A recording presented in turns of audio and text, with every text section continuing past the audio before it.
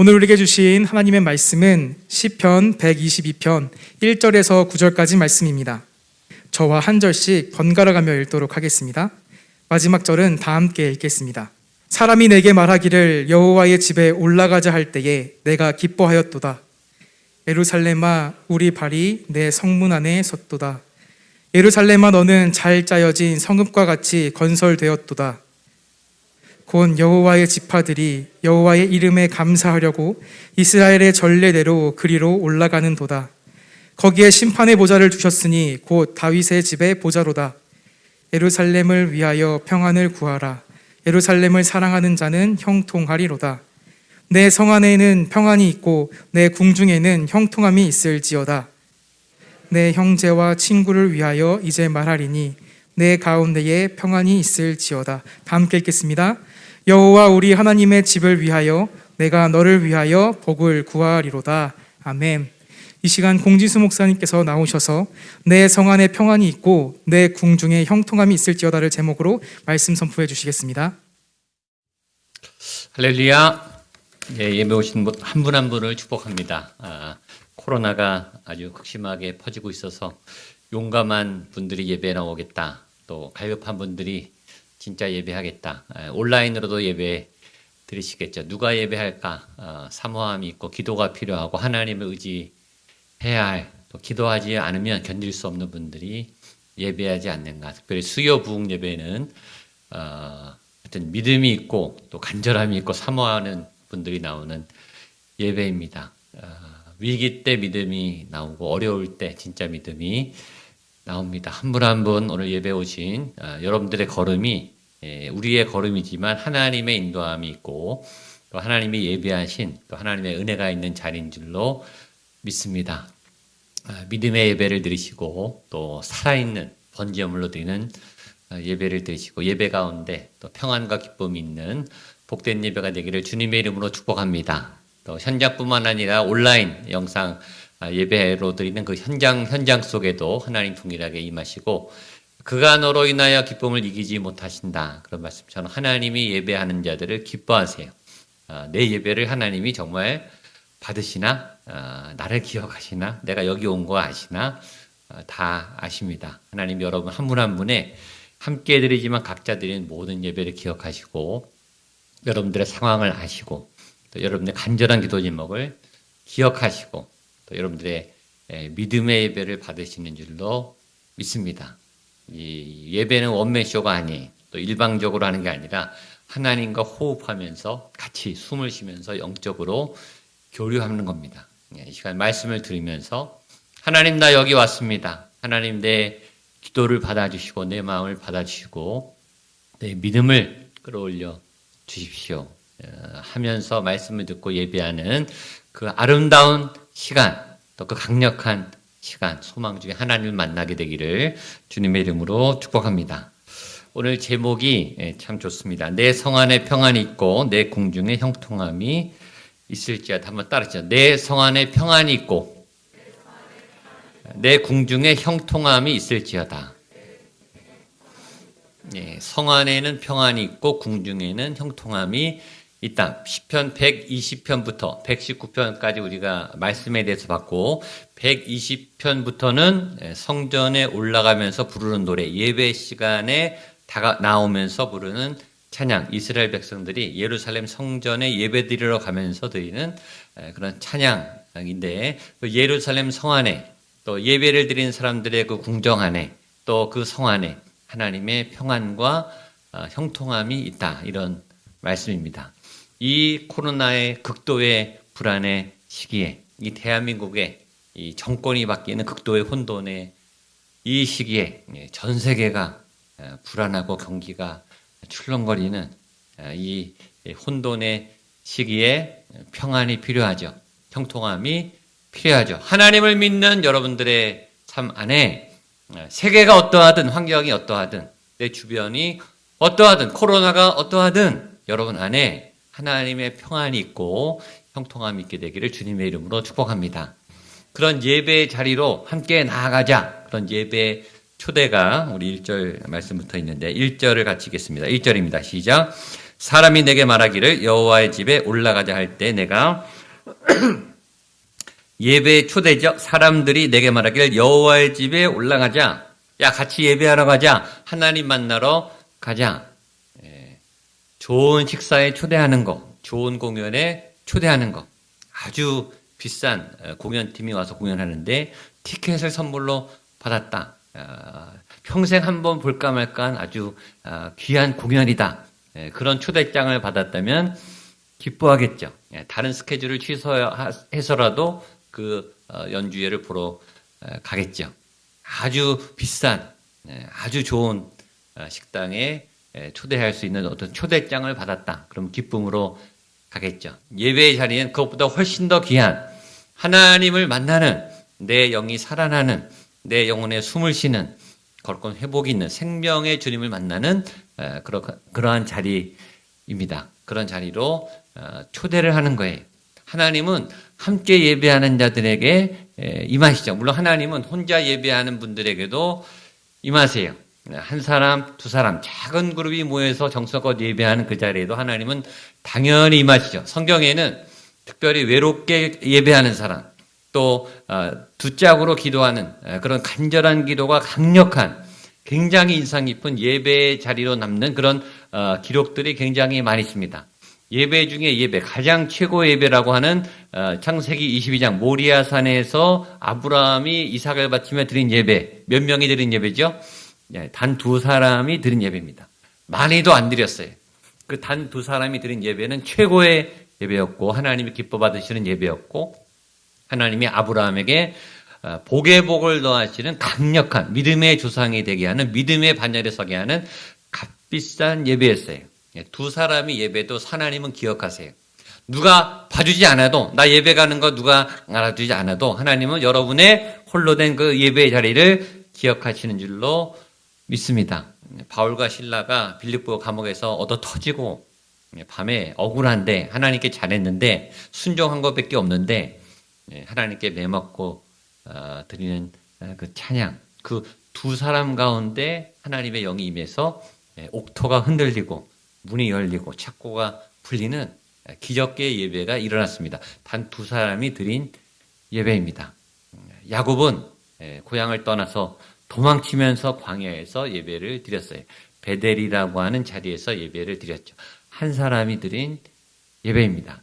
20년이 지나서 다시 고향으로 돌아오면서 분니엘이라고 하는 곳에서 환도뼈가 부러지면서 밤새 씨름하면서 하나님께 예배를 드렸습니다. 그것도 혼자서 드린 예배인데 성경은 그 예배를 기억해요. 여러분 기억하십시오. 하나님은 여러분이 혼자 드리는 무릎 꿇고 엎드려 기도하는 간절한 기도를 들으신 줄로 믿습니다. 제가 낮에 보면 여기 한 분, 두 분씩 띄엄띄엄 앉아서 하나님 앞에 막 요새 보니까 이 핸드폰으로 음악을 깔아놓고 이 찬양 가스펠 그 음악을 깔아놓고 기도하는 분들도 많더라고요. 이제 기도가 더 몰입하기 위해서 이렇게 홀로 기도하는 분들을 보면 제가 하여튼 그런 분들 볼 때마다 뭉클뭉클합니다. 그렇게 홀로 드리는 예배도 하나님은 임하시고 단 두 사람이 드리는 예배도 임하시지만 예배는 같이 모이는 회중 예배, 함께 예배 드릴 때 더 감동이 있습니다. 작년 크리스마스 송구영신 예배 때 여기 아무도 없고 저 혼자 카메라 보고서 설교하고 예배 드렸어요. 저 혼자 예배 드린 건 아니죠. 영상으로 우리 많은 성도님들이 함께 예배했죠. 근데 하여튼 여기선 저 혼자 이렇게 예배 드린 것처럼 느껴졌으니까 그렇게 혼자 예배 드리다가 이렇게 몇십 명이라도 와 앉아 계시면 예배 드리는데 얼마나 힘이 나고 도움이 되는지 여러분 개인적으로 유튜브로 혼자 예배 드릴 때도 은혜가 있지만 함께 예배 자리에 와서 함께 찬양하고 또 함께 박수치고 함께 통성으로 기도하고 말씀을 듣고 함께 아멘 하면서 함께 드릴 때 같이 힘이 나요. 송구영신 예배 때가 1년 중 제가 가장 많이 성도님들이 한꺼번에 모여서 예배 드리는 시간, 전교인이 꽉 차서 어린아이들까지 꽉 차서 이 본당 또 부속실까지 꽉 차서 함께 찬양할 때 얼마나 이 공간이 진동하고 감동이 있는지 2,000명, 3,000명, 4,000명, 5,000명 전에 교회 다닐 때 2만 명이 올림픽 스타디움에 모여서 새벽기도, 특별 새벽기도 마지막 날 2만 명이 올림픽 공원에 모여서 함께 예배를 드리는데요. 그 인파, 그 함께하는 찬양 소리에 그냥 감동을 받아요. 예배는 함께 할 때 은혜가 있죠. 오늘 시편 기자가 이렇게 함께 예배하자. 사람이 내게 말하기를 여호와의 집에 올라가자.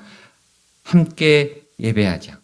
여러분들이 함께 예배하는 그 자리마다 가족 예배든 홀로 드리는 큐티든 또 구역 예배든 또 수요 예배든 새벽 기도든 주일 예배든 함께 모여 기도하는 예배의 기쁨이 우리 가운데 가득하게 되기를 주님의 이름으로 축복합니다. 그 예배에 기쁨이 있다라고 말합니다. 1절을 한 번 더 읽겠습니다. 시작. 사람이 내게 말하기를 여호와의 집에 올라가자 할 때 내가 기뻐하였도다. 아멘. 많은 한국 사람들의 예배는 기쁨이 없어요. 그냥 굉장히 심각하고 진지해요. 앞에서 인도하는 분도 설교하는 분도 심각하고 또 예배 드리는 분도 진지하고 심각하고 아니면 졸거나 딴 생각을 하고 있거나 표정이 무표정이 회색이 회색. 여러분들의 예배의 색깔은 무슨 색깔인가? 예배는 기쁨으로 막 신나서 행복하게 가장 사랑하는 사람을 만날 때에 두근거리는 두근거림으로 우리 찬양하는 찬양팀도 또 회중도 이 찬양 인도자들은 그것을 이끌어가는 사람들이죠. 먼저 하나님의 은혜에 임하고 또 기쁨으로 나아가고 또 하나님께 감사함으로 나아가고 그래서 이 예배가 함께하면 서로 이게 이 선순환을 갖죠. 내 안에서 은혜가 흘러나가서 나가면 내가 예배하는 모습을 보고 다른 사람들이 또 그것을 받고 같이 기뻐하고 이게 흘러가서 서로 굉장히 아름다운 영적 살아있는 선순환이 일어나요. 기쁨이 흘러가기 시작해요. 이 감정은 흐르죠. 다른 사람들이 슬프면 내 얼굴도 어두워져요. 다른 사람들이 밝아지면 내 얼굴도 밝아지기 시작해요. 하나님의 기쁨이 임하는 시간이 예배 시간이에요. 하나님은 기쁨의 하나님이세요. 그런 하나님의 기쁨이 흘러넘치는 그런 예배 자리에 함께 합시다. 내 영혼이 풀이 죽고 우울했을지라도 이곳에 오면 하나님의 생기로 기쁨이 되는 일주일 동안 내 얼굴에 어두움이 가득했을지라도 예배하면서 기쁨이 살아나고 내 얼굴이 밝아지고 표정이 밝아지고 내 눌렸던 기운이 활짝 펴지는 그런 예배의 역사, 예배의 순환, 예배에 살아있는 생기 그런 역사가 함께 나타나는 그런 예배를 드리시는 예배자 되기를 축복합니다. 3절과 4절 보겠습니다. 시작. 예루살렘아 너는 잘 짜여진 성읍과 같이 건설되었도다. 지파들 곧 여호와의 지파들이 여호와의 이름에 감사하려고 이스라엘의 전례대로 그리로 올라가는도다. 자, 3절을 보면 예루살렘아 너는 잘 짜여진 성과 같이 건설되었도다. 예루살렘 성은 굉장히 정교하게 촘촘하게 잘 짜여진 잘 기획된 잘 건축된 건축가가 아주 세밀하게 도안을 하고 또 이것을 시공하는 사람들이 아주 세밀하게 건축을 한 잘 짜여진 성읍과 같다. 옛날 건축물도 그렇겠지만 지금 현대 건축물 큰 빌딩들 아파트들 이 건축하는 분들 보면은 참 존경스러워요. 그 복잡한 건물을 어떻게 설계할까? 구조물을 세우고 이 심지를 받고 기둥을 세우고 거기에 많은 시스템들이 다 들어가는 설계를 이 보통 머리로 안 되는 것 같아요. 공조 시스템, 냉난방 시스템, 온돌 시스템, 또 거기다 인테리어까지 디자인도 멋있고 효율도 좋고 상하수도 시스템 이런 것들을 다 촘촘하게 설계를 미리 다 해놓고 디자인해놓고 그 다음에 이것을 시공할 때 건축물이 세워지죠. 아주 정교한 건축물처럼 예루살렘 성아 이 성이 그렇게 굉장히 정교하게 짜여져 있다라고 말하는데 단순히 건축물이 정교하다라는 것만을 의미하지 않아요. 예루살렘은 예배의 성소가 있는 자리입니다. 그러니까 하나님을 예배하는 그 예배가 하나님을 예배하는 어떤 영적 조직이 굉장히 정교하게 아주 세밀한 이 건축물을 디자인한 디자이너가 기획했듯이 이 예배에 굉장한 기획과 아주 잘 짜여진 어떤 하나님의 이 영적 리듬이 시스템이 잘 기획되어 있다. 그런 예배가 은혜롭다라는 말을 하고 있습니다. 예배에는 흐름이 있어요. 저희 교회 주일 예배, 또 수요 부흥 예배, 성령 집회 이 예배를 이게 흐름이 끊어지면 예배의 영적 흐름이 끊어지기 때문에 저희가 하늘의 문을 여서서 찬양으로부터 축도까지 잘 짜여져 있습니다. 이 흐름이 끊어지지 않도록 잘 기획되어 있어요. 때가 되면 찬양을 하고 때가 되면 장로님이 기도를 하시고 장로님 기도가 끝나자마자 나가서 축복송을 하고 이것이 축도까지 이게 잘 자연스럽다는 것은 그냥 자연스러운 게 아니라 굉장히 정교하게 기억됐다는 걸 의미해요. 이 대자연의 질서 아시죠? 이 자연이 자연스러운 까닭은 그냥 자연스러운 게 아니라 이것을 기기묘묘하게 우리가 물리학적으로 화학적으로 공학적으로 해석하지 못한 신기한 법칙들이 이 안에 아주 정교하게 짜 맞춰져 있기 때문에 정확하게 이것이 움직이기 때문에 밸런스가 맞기 때문에 이것이 자연스러워 보이는 것이지 하나님의 지혜, 하나님의 계산, 하나님의 철저한 기획하에 이 온 우주와 지구와 자연 만물이 지금 우주 공간에 돌고 있고 이 지구 안에 순환하고 있기 때문에 이거 하나님의 정교한 법칙 안에 있는 거예요. 영적인 흐름도 마찬가지. 여러분의 기도가 예배가 어떤 흐름을 타야 돼요. 그리고 이 흐름이 끊어지지 않으셔야 되죠. 인생에도 어떤 흐름이 있어요. 이 흐름이 끊어지면 고난이 와요. 이 하나님의 흐름과 내 인생이 이게 잘 가기 시작하면 그때는 신이 나요. 신바람이 나요. 이 하나님의 영을 타고 가서 이 기운을 타고 이 정교하게 이게 흘러가게 되면은 이게 굉장히 자연스럽게 잘 나가는데 이게 막힐 때 우리가 힘들어요. 기도가 막힌다. 예배가 막힌다. 믿음이 막힌다. 이게 뚫리지를 않는다. 그럴 때 이걸 뚫어내는 또 강력한 믿음의 역사들이 있어야 되죠. 예루살렘아 너는 잘 짜여진 성읍같이 건설되었도다. 여기에 우리는 한 가지 질문할 수 있죠. 여러분의 예배는 정교하게 짜여져 있는가? 여러분의 신앙 스케줄은 정교하게 잘 짜여져 있는가? 방학 되면 아이들이 방학 기획표를 짜죠. 또 일주일, 한 달 단위로 스케줄을 짜죠. 업무 스케일, 회사에서 일 잘하시는 분들은 업무 스케줄을 잘 짤 거예요. 여러분에게 도전합니다. 여러분의 신앙, 영적 스케줄은 짜고 있습니까? 내 믿음이 지금 어느 단계에 이르렀고 내가 어느 단계를 나가서 믿음을 성장해 가야 하고 어느 단계에 이르러야 한다라고 하는 잘 기획된, 잘 짜져 있는 내 영을 잘 컨트롤하는 그런 준비를 나는 하고 있는가? 내가 지금 이것이 모자라니까 이것을 이렇게 보충해야 되겠다. 내가 기도를 보충해야 되겠다. 말씀을 보충해야 되겠다. 사역을 보충해야 되겠다. 내가 영적으로 하나님께 더 가까이 이런 방법으로 나가야 되겠다.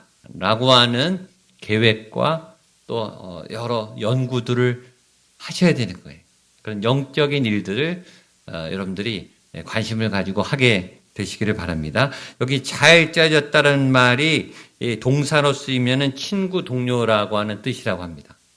그러니까 이제 예배 안에는 여러 요소가 이게 연합되는 요소가 있는 거예요. 잘 짜여진 연합의 요소가 있는 거죠. 그러니까 예배는 혼자만 드리는 게 아니라 여러 사람들이 연합해서 잘 기획해서 여러분들도 회중들의 역할이 있는 거예요. 여러분의 각자의 자리에서 여러분들이 해야 할 소리를 내야 하고 찬양을 내야 하고 기도 소리를 내야 하고 아멘으로 화답해야 되고 또 말씀에 반응해야 되고 여러분 다 일어나서 봉헌을 하잖아요. 여러분이 이 정교하게 짜진 하나님의 예배 프로그램 안에 굉장히 중요한 순서를 담당한 한 사람이 예배는 구경하는 게 아니에요. 예배는 내가 그 누구보다 참여자예요. 하나님이 주인공이시죠. 그러나 여러분도 함께 주인공이 되셔서 예배 자리로 나아가고 또 예배 은혜를 받고 예배 누구보다 값진 열매를 얻는 예배자가 되기를 주님의 이름으로 축복합니다. 그런 임재 가운데 평안과 형통이 있다. 6절로 8절까지 말씀을 보겠습니다. 6절로 8절입니다. 시작. 예루살렘을 위하여 평안을 구하라. 예루살렘을 사랑하는 자는 형통하리로다. 내 성 안에는 평안이 있고 내 궁중에는 형통함이 있을지어다. 위하여 이제 말하니 내 가운데 평안이 있을지어다. 6절부터 보면 평안이 많이 나오죠. 예루살렘을 위하여 평안을 구하라. 예루살렘을 사랑한 자는 형통하리로다. 내 성 안에 평안이 있고 내 궁중에는 형통함이 있을지어다. 8절 내가 내 형제와 친구를 위하여 이제 말하리니 내 가운데 평안이 있을지어다. 각 절마다 평안이 나와요. 두 가지, 평안과 형통. 한번 따라하시죠. 평안과 형통. 평안과 형통. 예, 옆에 분에게 평안이 있을 것입니다. 형통이 있을 것입니다. 두 가지 다 좋은 것이요. 예, 먼저 평안을 3번이나 구해요. 평안을 왜 3번이나 구할까요? 평안이 절대적으로 필요하니까. 다시 말하면 평안하지 않으니까. 평안할 수 없으니까. 평안은 노력해서 얻는 것인가? 은혜로 주어지는 것입니다. 저는 수능을 보지 않고 학력고사를 본 세대입니다. 고3, 학력고사 보기 전날에 제가 할 만큼은 다 했어요. 더 이상 공부할 게 없을 만큼, 물론 공부할 게 너무 많지만 제 한계까지는 이제 다 한 거예요. 할 만큼 했잖아요. 내일 수능, 학력고사 시험 날짜예요. 근데 밤에 잠이 오지 않더라고요. 나는 할 만큼 다 했는데 공부 안 한 데서 시험이 나오면 어떡하나. 문제를 혹시 잘못 보면 어떡하나. 한 줄씩 밀렸으면 어떡하나. 저는 능력의 베스트를 다 했어요. 더 이상 할 수 없을 만큼 저 나름대로 최선을 다했어요. 내가 최선을 다했다고 해서, 내가 준비를 다 했다고 해서 불안함은 찾아오지 않는가? 내가 능력이 많다고 해서 불안함은 찾아오지 않는가? 불안함은 찾아와요. 인간은 불완전한 존재니까. 아무리 완벽해도, 아무리 강해도, 아무리 철저히 다 대비했다고 해도, 저는 프리미어리그 유럽 축구 선수들이 세계 최고의 연봉을 받고 그렇게 값비싼 몸값을 가지고 축구의 천재들 아니에요. 세계에서 내놓으라는 축구 선수들이 골 넣으면 미친 듯이 좋아하더라고요. 미친 듯이. 골 전문가들이 골 넣으면 당연한 거지. 저렇게 좋아할까? 자기가 아무리 전문가이지만 발이 떠나는 순간 그 골이 어떻게 될 줄은 아무도 모르거든요. 자기 발끝에서 슛이 만들어지고 골이 만들어지지만 결과가 어떻게 될지 모르거든요. 골대 맞을지, 골키퍼의 손에 거칠지, 수비수에 맞을지 그건 모르거든요. 내가 최선을 다했다고 해서 평안함이 주어지는 것은 아니에요. 평안은 하나님이 주셔야 하는 거예요. 완벽한 힘을 가졌음에도, 완벽하게 준비를 했음에도, 철저히 대비했음에도 우리 마음 근본에는 이루 말할 수 없는 불안이, 염려가 솟구쳐 오릅니다. 우리가 알기 때문에 우리는 완벽하지 않은 존재라고 하는 것을. 그런데 하나님이 평안을 주시면 이상하게 구멍이 많은데도 불구하고 잠이 온단 말이죠. 전 잠이 오는 게 정말 은혜라고 생각해요. 마음이 놓이는 게 은혜라고 생각해요. 때론 예민하지 않고 둔한 게 은혜예요. 너무 예민해서 온갖 변수를 다 생각하고 모든 경우의 수를 다 생각하면 머리가 얼마나 터져나가겠어요. 너무 똑똑하면 병이 되니까요. 너무 많이 알아도 병이에요. 적당히 몰라야 이게 은혜로 이게 하나님이 해주는 거구나. 그걸 아는 거죠. 앞에는 홍해가 막혀 있고 뒤에는 애국 군대가 쳐들어오는 그 위험한 상황에서 이스라엘 백성들이 두려움에 떨었어요. 앞에는 길이 막혔고 뒤에는 애국 군사가 추적해오고 꼼짝없이 죽었어요. 그때 모세가 말합니다. 너희는 두려워하지 말고 가만히 서서 오늘 너희를 위해 행하시는 여호와의 구원을 보아라. 두려운 상황인 거 내가 이해하지만 너희는 두려워하지 말고 두려움이 오지만 평안하지 않지만 그러나 가만히 있어 서서 여호와께서 지금 행하시는 여호와의 구원을 보아라. 하나님이 평안으로 임하시는 그 하나님의 임재를 경험하라. 전 다윗 얘기를 잘하지만 다윗이 골리앗 앞에 어떻게 그렇게 떨지 않았을까? 어떻게 그렇게 담대했을까? 아무리 봐도 제정신은 아니었던 것 같아요. 미친 거죠. 온전한 정신으로, 맨정신으로 상식적으로 대들 수가 없어요. 근데 이상한 힘이 그를 세운 거죠. 벌벌벌 사울 왕까지 다 떨었어요. 이스라엘 전 군대가 다 떨었어요. 딱 한 사람이 안 떨었어요. 그 사람은 왜 안 떨었을까? 무슨 담대함이 생길 걸까? 하나님을 보게 하는 그 믿음이, 하나님이 위로부터 주신 그 평안함이 있었기 때문에 두려움에서 이겨낼 수 있었어요. 떨려야 되는데 떨리지 않는 거. 두려워야 되는데 두렵지 않은 거. 도망가고 싶은데 도망가지 않고 맞서서 싸우려는 마음이 드는 거. 한번 해보자라고 하는 용기가 생기는 거. 지난주에 말했죠. 용기를 내면서 용기를 배운다고요. 그 두려움의 현장에 서본 사람만이 그 두려움을 극복할 수 있는 하나님이 주시는 용기를 경험하게 되는 거죠. 벌벌벌 떨릴 수밖에 없는 그 두려움의 현장 앞에 섰을 때 하나님이 알 수 없는 힘으로 내 마음을 진정시켜 주시는 하나님의 평안을 그때 찾아낼 수 있는 거죠. 오늘 성경이 말합니다. 예루살렘을 위하여 평안을 구하라. 예루살렘, 하나님의 성전, 하나님의 도성. 저는 저희 교회 예배 오는 모든 분들의 평안을 구합니다. 하나님 이곳에 오자마자 떨림이 가라앉게 해 주시옵소서. 모든 불면증이 사라지게 하여 주시옵소서. 모든 두려움과 공포와 염려가 찬양하는 순간에 말씀을 듣자마자, 제 목소리를 듣자마자, 하나님의 말씀을 읽자마자, 거룩한 찬양이 울려 퍼지는 그 영의 부딪힘을 듣자마자 평안이 임하는, 내 성 안에 평안이 있고 내 가운데 평안이 있을지어다 라고는 하나님의 평안이 있게 되기를 주님의 이름으로 축복합니다. 그리고 이 평안이 계속 지속되기를 축복합니다. 그런 경우도 있다. 예배 드릴 때는 평안한데 집에 가면 또 불안하고, 말씀 읽고 기도할 때는 괜찮았는데 떠나면 또 떨리고, 이게 반복이 되죠. 괜찮았다 두근거렸다, 괜찮았다 두근거렸다. 이 평안에 지속되는 은혜가 있게 되기를 축복합니다. 또 하나는 형통입니다.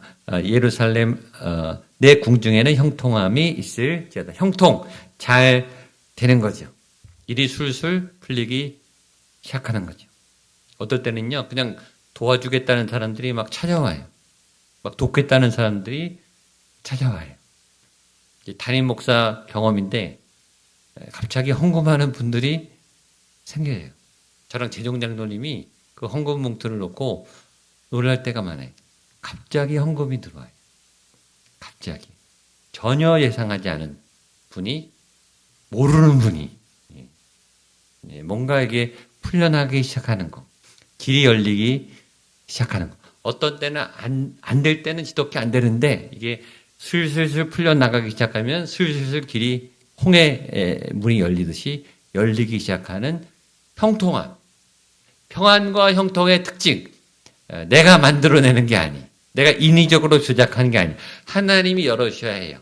하나님이 열어주셔야 하는데 하나님만 하시는 게 아니라 그 하나님이 여시는 그 임계의 어느 순간까지는 또 우리가 해야 돼요. 우리가 기도해야 되고 나아가야 하고 순종해야 하고 엎드려야 하고 믿음으로 맞서 싸워야 하죠. 우리는 우리의 할 일을 최선을 다하고 지금처럼 이렇게 예배하고 기도하는 그 순간을 통해 여러분들의 성 안에 평안이 임하고 여러분들의 궁중 안에 형통함이 임하게 되기를 주님의 이름으로 축복합니다. 앞으로 나의 삶에 평안과 형통이 있을 것이다. 평안과 형통의 문이 열릴 것이다. 그런 믿음으로 살아가시는 여러분 되시기를 주님의 이름으로 축복합니다. 우리